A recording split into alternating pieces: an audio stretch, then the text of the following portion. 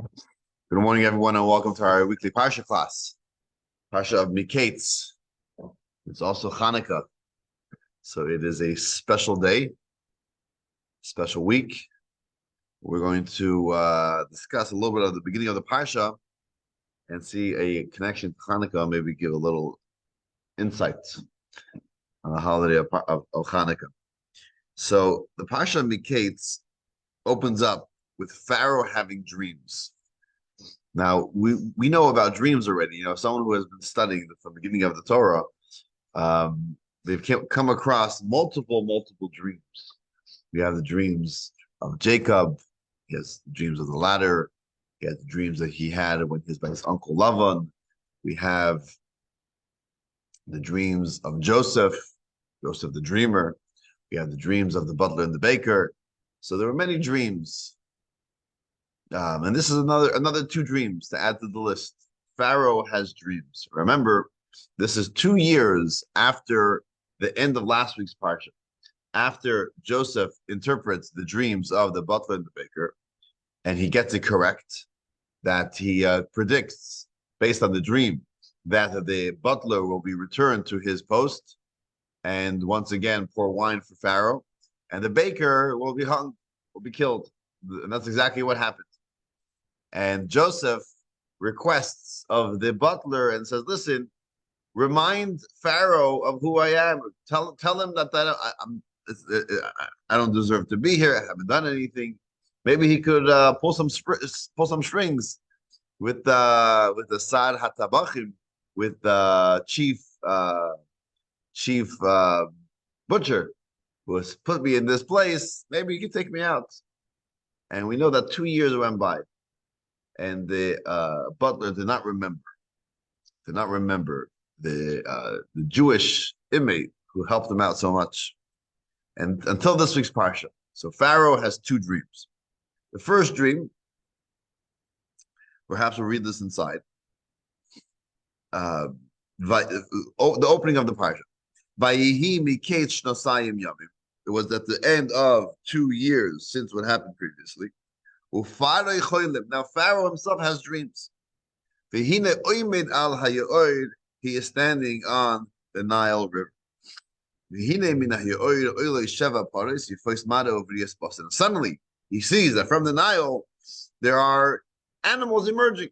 What animals? There were 7 nice-looking, well-built cows coming up. They were pastured in the marshland. So good, nice. That's the cows, as they say. They coming out of the water. And then the dream continues. There are additional 7 ugly-looking, thin cows were coming up from the Nile, and they stood, and they stood side by side.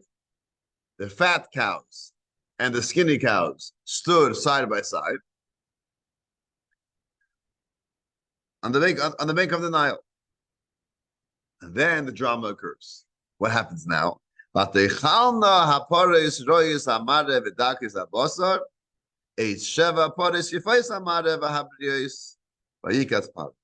now the ugly-looking thin cows devour, they consume, they eat up the 7 nice-looking, well-built cows, and Pharaoh woke up. Wow, what a dream! What a dream! Thin cows, well-looking cows, standing near each other, and the thin ones eat the fat ones. Wow, dream number 1. And Pharaoh falls back asleep. Seemingly it was the same night, one after another, 2 dreams back to back. He falls back asleep, and he has a second dream. It's a very similar themed dream, but here, instead of cows, it was ears of grain. He sees 7 healthy and good ears of grain were growing on one stalk. And then, and then he sees thin ears of grain, parched by the east wind, were growing up on the same stalk. And then again, the drama occurs in verse 7. And look, what happens is the thin ears of grain swallowed up the 7 healthy and full ears of grain. Pharaoh woke up and now he had a complete dream. He realized that these 2 dreams are one complete dream. It's one message, it's one theme. And now he's completely confused. He's trying to figure out what is the message of this dream. What does he do? It's in the morning. And his mind was buzzing. He was agitated. What is going on over here? I can't get any rest. These dreams are really bothering me. Vayishlach, and he sent for Vayikra, and he called as Kol Chatume Mitzrayim as Kol Chachamehu. He called all the sorcerers of Egypt, all its sages, all of the sages of Egypt were lining up to speak to Pharaoh. Pharaoh has questions and he needs answers. Vayisaper Pare Lehem as Chaloimai. Pare related his dream to them. Here's some powerful words. There is no one who interprets the dreams satisfactory to Pare. And over here, by the way, the commentaries, they ask, what's so difficult? Why was it so difficult for these great sages to interpret the dream? Why were none of them satisfactory for Pharaoh? The Mefarshim actually tell us that some of the interpretations that were coming up is, for example, that the 7 relate to 7 children or 7 daughters, and the healthy cows or the healthy ears of grain was referring to the birth of 7 daughters. That Pharaoh is going to give birth to 7 daughters. And then what's going to happen is they're going to die. 7 daughters are going to be born. 7 daughters are going to die. Or similarly, he's going to build 7 cities, and the 7 cities are going to be destroyed. So the thin cows or the thin ears, the unhealthy ears, those are representing the death of the daughters, the death of the destruction of the cities, and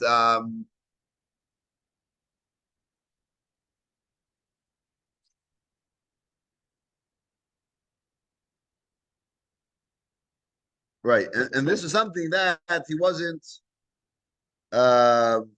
he wasn't satisfied with. Why wasn't he satisfied with? Because he took every dream, every detail in the dream had to be a message. There's a message in every detail of the dream. And what was bothering him was this line over here, where it says in verse 3, the last few words of verse 3, right? What does it say over there? And they stood beside the other cows on the bank of the Nile, which means that the healthy cows and the thin cows, they didn't just come one after another, but they stood together at the same time, near each other, side by side. In other words, there was some type of connection between the 7 healthy and the 7 thin. It wasn't that one came after the other. If you're going to tell me that I'm going to have 7 children, then they're all going to die. So why are they standing side by side?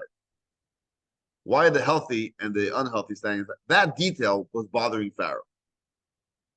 And interestingly, that detail is what Joseph interpreted. Joseph said, "No, that's a very important detail. Not just another detail. This is almost a message, a solution. It's a solution to the problem. That's this detail."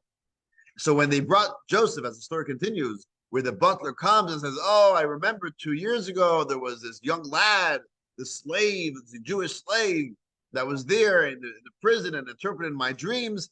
Maybe we should call him because maybe he will be able to interpret your dreams as well." They bring out Joseph. They get him prepared. They dress him well. They give him a nice haircut. They clean him up, and he stands before Pharaoh, and Pharaoh repeats these dreams to him. Yeah, Pharaoh over here actually adds another interesting detail that was not mentioned previously, and that detail is that after the thin cows swallowed the healthy cows, it was unnoticeable. They didn't fatten up now. It wasn't like, oh, what a lunch they had. No, they looked exact same ugly, thin, worn out cows as they were before. That was another interesting detail because in the interpretation, that meant that during, as Joseph interpreted that, it's referring to the 7 years of abundance of food, and then after that comes 7 years of famine. But during the 7 years of famine, we're not going to remember the 7 years of abundance. It's going to be so bad, we're not even going to say, remember 3 years ago we had an abundance of food? I don't even remember that. It's so long ago. I can't even relate to that time of that type of lifestyle because it's so bad. This famine is terrible. I don't even remember the years before that. So that's that detail of the interpretation which Pharaoh added. But Pharaoh was listening to hear how is he going to interpret that detail of the standing side by side. That was his big question. Because his sages were also able to come up with these interpretations. And perhaps some of them also spoke about years of famine and years of abundance. That's not that's not the rocket science to think that fat cows represent abundance of food and thin cows represent a famine. That's not something that you need to be a Joseph to come up with. But he was looking for that detail. Standing side by side. What does that mean? So after the interpretation, Joseph continues to talk. And he says, you know what you should do? You should find someone, a wise person, who should start collecting and storing food during the years of 7 years of abundance, and then you'll have enough food for the 7 years of famine. Boom. That's what Pharaoh was looking for. That was part of the interpretation of the dream. It wasn't just nice Jewish advice. Hey, by the way, let me tell you, stock up on food. It's going to be bad, right? You're going on a trip. You ever left home from leaving your grandmother's house? I mean, your suitcase is not going to be big enough, right? You need more food. You need more food. You never know. You might get stuck. This might happen. That might happen. Just take all the tuna sandwiches you can take, right? So the filling over the food. So Joseph wasn't just there. Hey, Pharaoh, it's years of abundance now. 7 years of famine is going to come afterwards. Just stock up. It wasn't just that. It wasn't just good advice. He was interpreting the dream. He was telling you know what it means, side by side. It means that during the years of abundance, you should be thinking about the years of famine. During the 7 years when you have plentiful of food, then don't just ignore and say, hey, let's enjoy it now while we have it. Think about the years of famine. Start now. They're standing side by side. That was the interpretation. That during these years, prepare for after. Prepare for those 7 years of famine. And as we know, as the story continues, the Pharaoh chose Joseph to be the one. And Joseph basically became the Mishnah Lamach, the viceroy of Egypt. He ended up marrying the daughter of the original owner, the Potiphar and his wife. They had a daughter, Asnas. He ends up marrying their daughter, Asnas. So the ones who put him in prison become his in-laws. You can imagine their Thanksgiving dinner, how that worked out. But he ends up becoming the viceroy of Egypt, second in command. He's storing all this food. And as the story continues, that when the 7 years of abundance are up and the 7 years of famine begin, it becomes very, very difficult, and people are hungry and they don't have any food. They come running to Pharaoh. They say, Pharaoh, we need food. So Pharaoh says, well, go to Joseph. He says, well, you know what Joseph is telling us to do? You won't believe it. Joseph is telling us we got to circumcise ourselves. You want food? You got to get a bris. We don't want that. So he says, okay, well, why didn't you store food yourself? You knew that there's a famine coming. We warned you. You should have just done the same thing that Joseph did. So when they answered, they said, we did, but it didn't work. It all got spoiled. It all got rotten. Joseph was the only one who was able to successfully store all the food, obviously miraculously as well. And therefore, all of Egypt was all relying on Joseph. And the story continues where there's a famine in Israel as well, and the brothers come down. As the story continues, the rest of the Parsha, where Joseph meets his brothers, and eventually, towards the end of the Parsha, because he tells them that he suspects them of being spies, they had to bring down the younger brother Benjamin to them. And at the end of the Parsha, he accuses Benjamin of stealing his goblet, and that's where the story goes very dramatic as we continue with next week's Parsha. But I want to go back to this little story of the dreams, because the story of the dreams, as we mentioned, has lots of significance to it. And commentaries over here discuss the specifics of the dream and the interpretation. This idea that I just mentioned, it was the Rebbe's talk explains the idea of side by side, that Joseph saw the solution to the problem within the dream itself. The dream itself is also telling us the solution to the problem, which is a pretty insightful idea. But there's also some commentaries that tell us that there's another hint. This is not the pshat. This is not the basic understanding of the Torah, obviously. But there's everything you got to find a hint, and especially the time of the year that the Torah portion is read. Right, this division of the Torah where we read one parsha every week is we're supposed to find the connection between the holidays or the happenings of that week. Find it hinted to in the weeks in that weekly parsha. So being that today is Chanukah, and the Parsha of Mikeitz is read generally either on Chanukah or right after Chanukah, or generally around the time of Chanukah. So there's a little hint to the miracle of Chanukah as well in the Parsha. So some say that this whole concept of the dreams is really hinting us to the story of Chanukah, because the story of Chanukah, we also have the idea that the few were able to win over the many. We say this in our prayer, in the Al Hanisim prayer that we add in our prayers, in our we bench. We say the Al Hanisim prayer. We say a little paragraph describing the miracles of Chanukah. So one of the expressions over there is that the miraculous war that the few were able to overcome, were able to win over the many. Obviously referring to the armies of the Maccabees, which was relatively a small army, and the armies of the Assyrian Greeks, which were obviously a very large army. And who would have thought that small little group of Jews coming out of yeshiva, fighting? I mean, just imagine a small militia of people just have some handguns and whatever, and they're fighting the American army, right? I mean, what are the chances that they're going to win, right? With the tanks and the planes and all the equipment, all the weapons. I mean, we don't stand a chance. So it didn't make any sense that the Maccabees are going to win over and win battle after battle.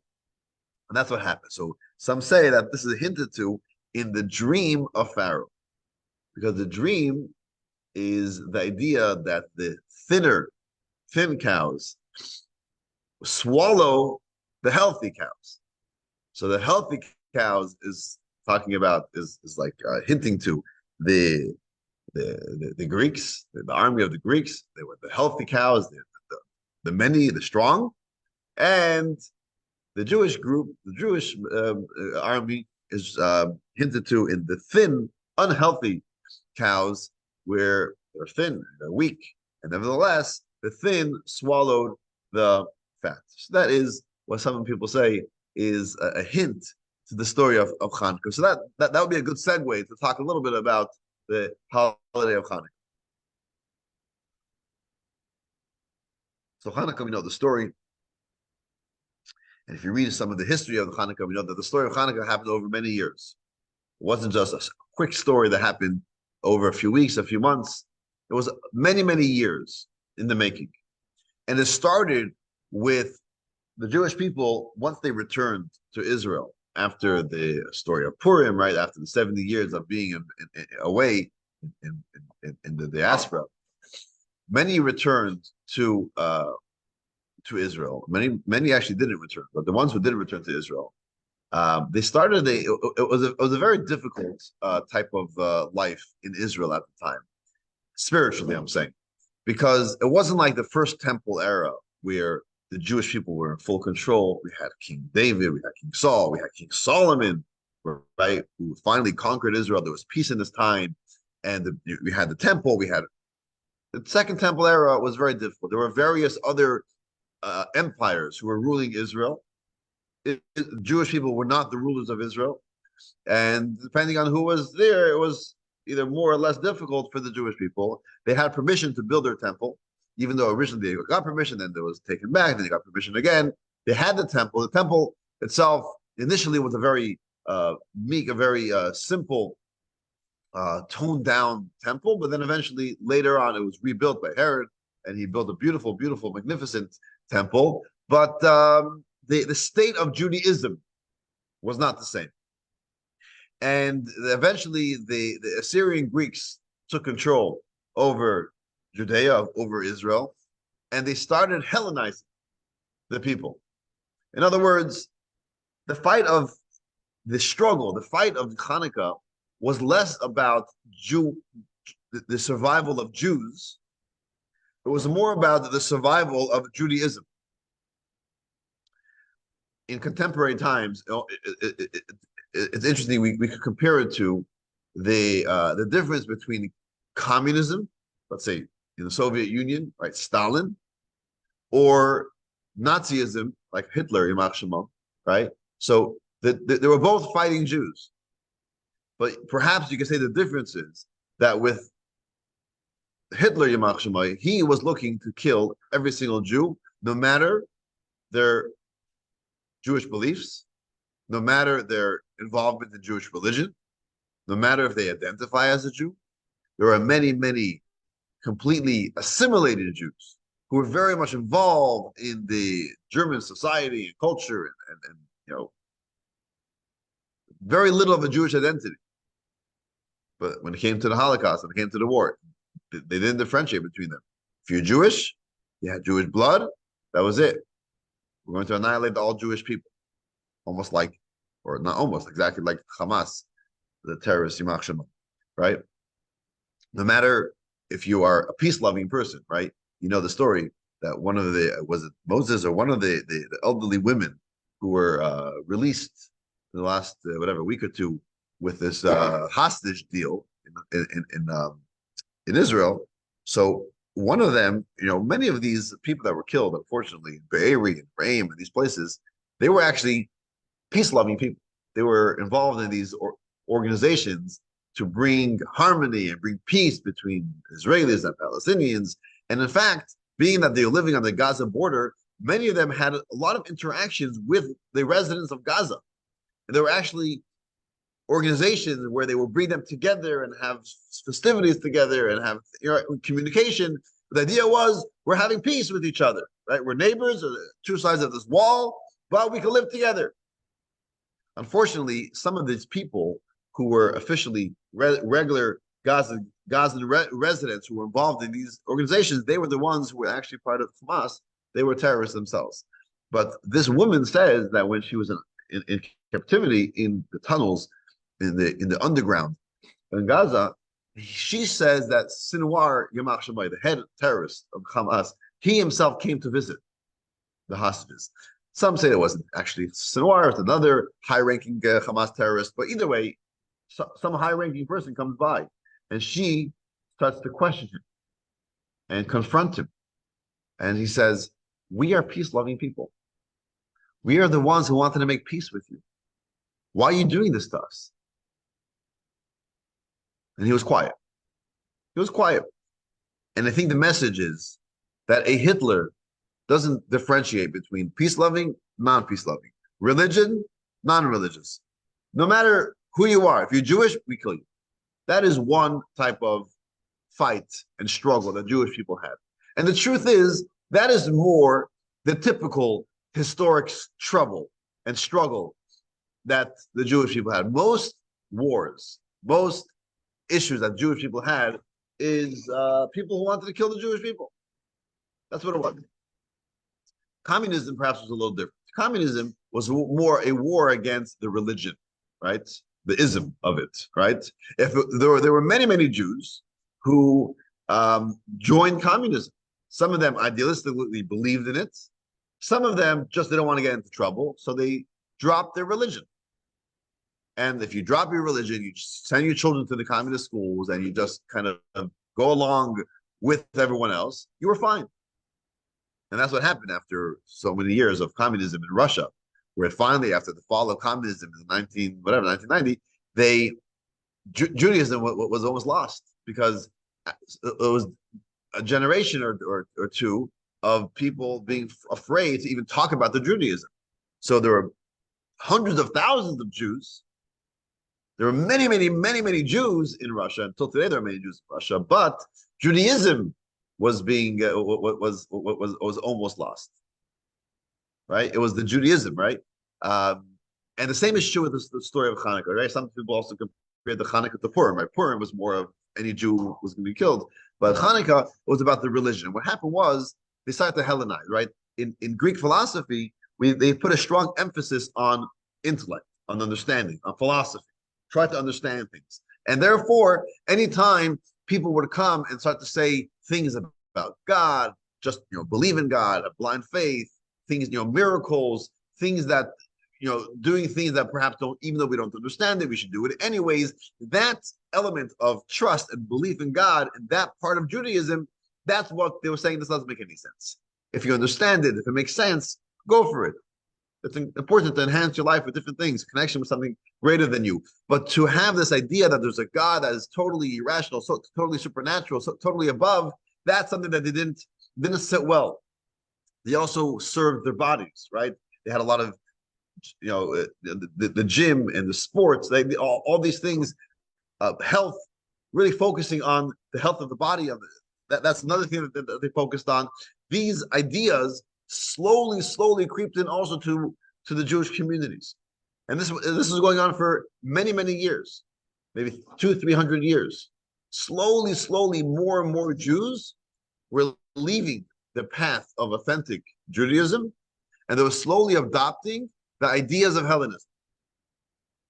So much so that even the Jewish establishment, if you could say, was also starting to be Hellenized. The high priest, Rabbi Yochanan, his brother, became a Hellenist.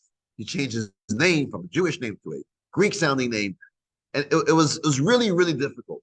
It was coming to a point where basically almost like every family had at least one or two members who were becoming Hellenized, who were leaving the traditional Jewish path.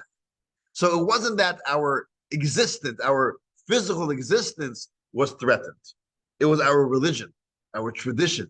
What's going to be the future of Judaism? That was the question. That was being threatened. Until in the mountains of Modin, we know the story of Matisyo, this great sage, and his children. They started this little group called the Maccabees, and they said, "We're going to fight. We're going to fight tooth and nail.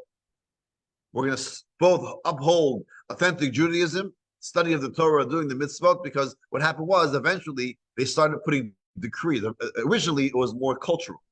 Join our culture, or join our way of life. And unfortunately, many Jews did join their culture. But then it came to a point where Antiochus started putting down laws against Judaism. So he started with the three big ones. He started with Shabbos. There's no more Shabbos, no more circumcision, and no more Jewish calendar, right? To sanctify the month, which really messes up all of the holidays. The whole Jewish calendar is dependent on that. So he really started with that. And then from there, he continued to put decrees on more and more restrictions on Jewish observance. So it got to a point where they said, we got to fight back. They went to the mountains, they were in the caves, they were studying Torah. That's where the dreidel comes from, right? As soon as the Greek soldiers would come, they would take out their dreidels and play dreidels. But they started fighting back. And they started battle after battle. Again, a small group of untrained men were fighting this big army of the Greeks, of the Syrian Greeks, and one success, and another success, and another success. And this one went on for, I believe, 4 years. 4 years they were fighting the Greeks. It wasn't so simple. It wasn't an easy battle. Battle after battle. And eventually they won. They were able to chase them out of Jerusalem. The Hasmoneim, they took control of Jerusalem, and they came to the temple. And what did they find in the temple? They finally wanted to start service again in the temple. And one of the important services in the temple is to kindle the menorah. And you need pure olive oil that wasn't touched by anyone impure. You needed a seal of the high priest. Can't find it. Can't find it. So they search. Now, stop here for a moment. Before we continue the story, right? Stop here. So let's try to analyze and put ourselves in the minds of those who are in the temple right now. They have finally returned to the temple after years of fighting. And it's been desecrated. They know what happened. They took a pig onto the altar, and they did terrible things in the temple itself. And it's been 4 years, and battle after battle after battle, and finally you're in the temple, and there's no oil. What are you gonna do? There's a Jewish law that tells us that if you don't have pure oil, then you can use any oil. You're right. If you don't have oil that has a special seal of the high priest, any oil works if there's no other choice. So you come to the temple, you start cleaning up the temple, you want to do something. There's no regular oil, there's no proper oil. You take any oil, it's kosher. No. They said, no, we got to search. Search. What do they find? Finally, they find that little jug of oil. It's only enough for one night.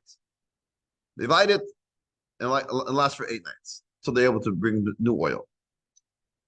That's the story, right? So really, there are 2 miracles of Chanukah, right? It's the story of the war, the miraculous battles, and the story of the oil, the miracle of the oil.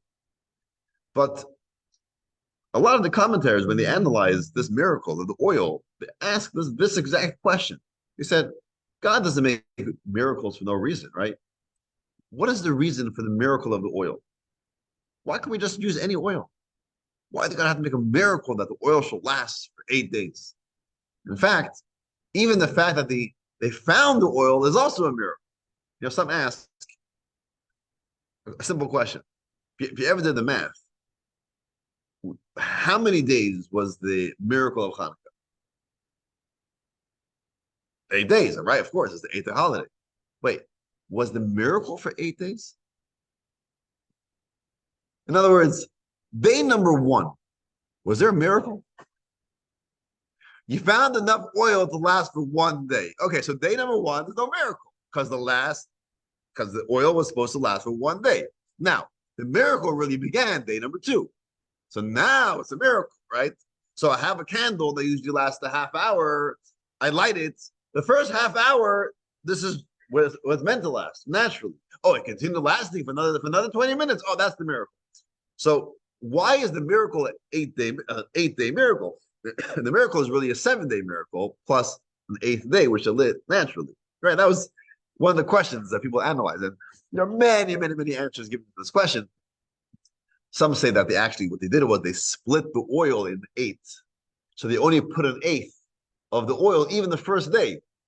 Even the first day, only an 1/8 of the oil was placed in the menorah, and that lit for a full day, right? Or there are other explanations as well. But one of them is that, you're right, the miracle of the oil lasting was only a 7-day miracle. The miracle of the first day was that they found the oil. Because finding the oil itself was also a miracle. In fact, some people say even a step further. The miracle is that they searched for the oil. Why do they search for oil? There's no oil, let's just use any oil. Oh, they searched for the oil, that's also already a miracle.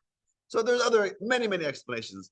Perhaps the first day is a miracle, is celebrating the miracle of the war. The next 7 days is for the oil, and others. Like I said, there are dozens of answers to this question. But the point I want to make over here is why was it even necessary? Why did God even need to make this miracle? Why could they not suffice with unclean oil, which is halachically 100% permitted? So there are various answers to this question as well. I want to give 2 answers. One answer comes from the word Chanukah. Chanukah means, there are 2 explanations to this word. Chanukah in Hebrew which, by the way, in Hebrew, there's only one way to spell Chanukah. In English, I just heard yesterday, there are actually 27 ways to spell Hanukkah. You get this every year. Every year, we have like a news reporter or someone like doing something. So, how do you spell Hanukkah? So, is it CH or is it H? Is it 1K or is it 2Ks? Is there H at the end? There's no H. I mean, there's right. So, I tell them, listen, it's a Hebrew word. Spell it as you wish in English. So, there's one way to spell Hanukkah, and the word Hanukkah could be divided into two. Chanu. Chanu means to rest. Chanu is to rest. And then Ka is the two letters Chaf and Hey, which means 25. So they rested on the 25th. On the Jewish calendar, Hanukkah is the 25th day of Kislev. So they rested on the 25th day of Kislev. That's one explanation to the word. Another explanation is that Chanukah comes from the word chinuch, which means to educate. To educate or to what's the word? To dedicate, to rededicate something. And the idea is that we rededicated the temple.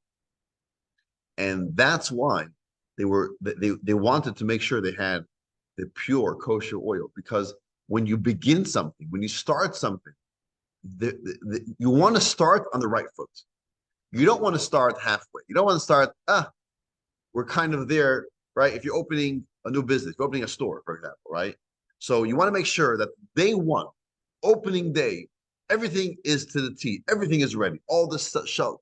You know, I only got half the inventory in. I'll open the store with only half the inventory. No. I want to start with a bang. I want to start on the right foot. I want to start completely ready. So if I'm not completely ready, I'm not going to begin. So when we start the rededication of the temple, we wanted it should be done in the highest way, the best way. And this is actually a very powerful message as well, because every day we start our day. And it's always like the first few minutes, the first few hours of the day, which are most important.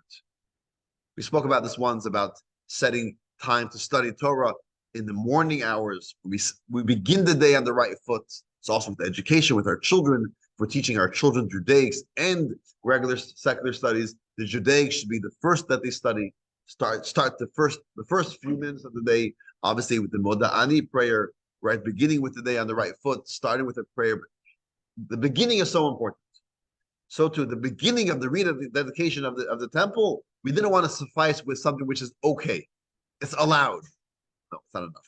We wanted to start with the best. So therefore, we wanted to make sure we have the pure oil. That's one explanation. But then there's another explanation that I just saw yesterday, which I thought was very interesting. I saw this in one of the Rebbe's talks in 1951.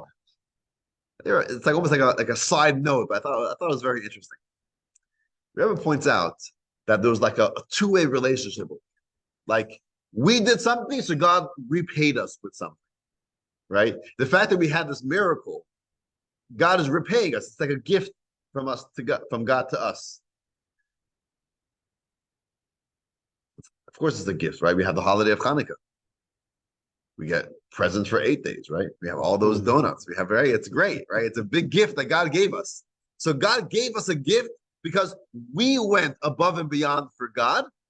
So God went above and beyond for us. In other words, like this, as I explained, Chanukah, the miracle of Chanukah, the story of Chanukah is really a unique story where the Jewish people stood up and fought not for their physical existence, but for their spiritual existence, for the Judaism. I believe there's no other time in Jewish history where we actually fought a war, not because we were being threatened, but our Judaism was being threatened. Right? Every other time that Jewish people fought was because people were threatening them, whether it was the Philistines back in the time of King Saul and King David, whether it was the wars that Purim war, all these wars, all these times that the Jewish people fought was because people were threatening their life, so we fought back. Here, the Jewish people could have lived in peace. Anyone who would have joined Hellenism was safe, completely safe. Our lives weren't being threatened. So in fact, again, from a very dry halachic Jewish law perspective, was there a requirement to go to war? Not necessarily. Our lives are not threatened. There are 3 mitzvot where we say you have to be ready to give up your life for these mitzvot, right? The mitzvah of idol worship, yeah. So idol worship, you got to give up your life for. Murder, right? You can't kill someone in order to save your life, so you got to be ready to lose your life before taking someone else's life, an innocent person's life. And the third one is adultery. You can't commit adultery in order to save your life. These are the 3 mitzvot that you have to be ready to even if push comes to shove, it means you're losing your life. You can't commit these sins. But anything else, your life comes first. So in other words, living in Israel, I can't study Torah. Okay, can't study Torah. I can't give a circumcision to my children. I can't keep Shabbat. I can't do these various mitzvot. I don't have to risk my life for that. I don't have to go to war and wage war against the mighty Antiochus for these mitzvot. Right? So it wasn't necessarily a war that was really required from the Jewish people. Nevertheless, they went ahead with it. Why did they go ahead with it? Because for their love of God, they said, we can't stand by and see this happening to our Judaism. Because if we just don't do anything, give it another few years, another decade or two, eventually, 0 Judaism left. So they realized that. So they said, we're going to fight for God. And they waged a war, and God was obviously on their side. They were successful. So God saw that the Jewish people went above and beyond. So God says, okay, I'm going to repay you with this beautiful miracle and give you this beautiful holiday. I thought that was a very interesting explanation. I saw this interesting story where this was with Rabbi Yosef Yitzchak, who we called the previous Rebbe, who was once sitting in his office I think it was in Russia or maybe in Europe, and suddenly someone walks in, rushes in, and says, "Emergency! There's this Jewish girl who was basically abducted by the local priest, and they're basically going to convert her to Christianity. But the priest is saying that if we come up with a certain amount of money, he'll release her. So we need something." So the Rebbe says, okay, he opens his drawer and he gives him all that he has, whatever money he had in the drawer, here, take, hopefully it's going to help him. And he runs out. A while later, he sees him again. He sees this guy. He says, dude, what happened? What was the end of the story? He says, yeah, I ran home. I took all my jewelry. I sold it in the marketplace for whatever I could get on the spot. And I had enough money. I was able to release this Jewish girl. Wow, amazing. So when they heard this, his father, Rebbe Rashab, said, God does not remain in debt. God is going to repay him. Like a year later, the Rebbe says that he was in Moscow, or whichever city he was in, and he sees this very new bank that just opened. He found out that this bank was opened by this person who sold all this jewelry, that he was doing very well in business. He saw that this blessing that his father said that God doesn't remain in debt came to fruition. In other words, when someone goes above and beyond for Hashem, Hashem repays us. The Jewish people went above and beyond, fought this war.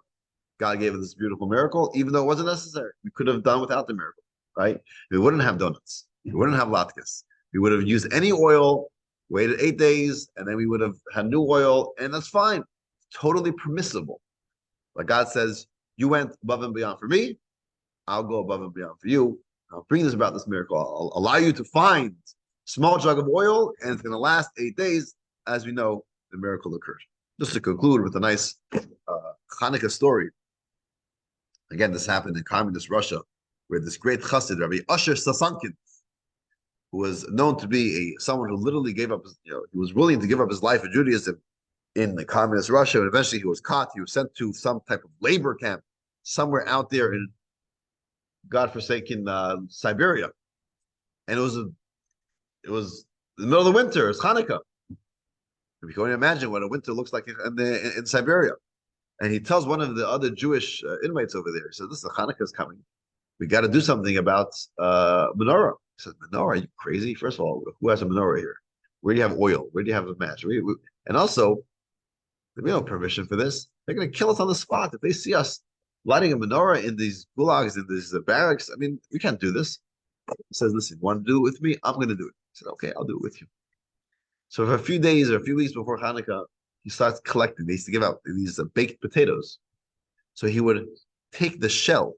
He would eat only the inside of the potato, and he would leave the like the shell or whatever it's called, like the peels of the potatoes.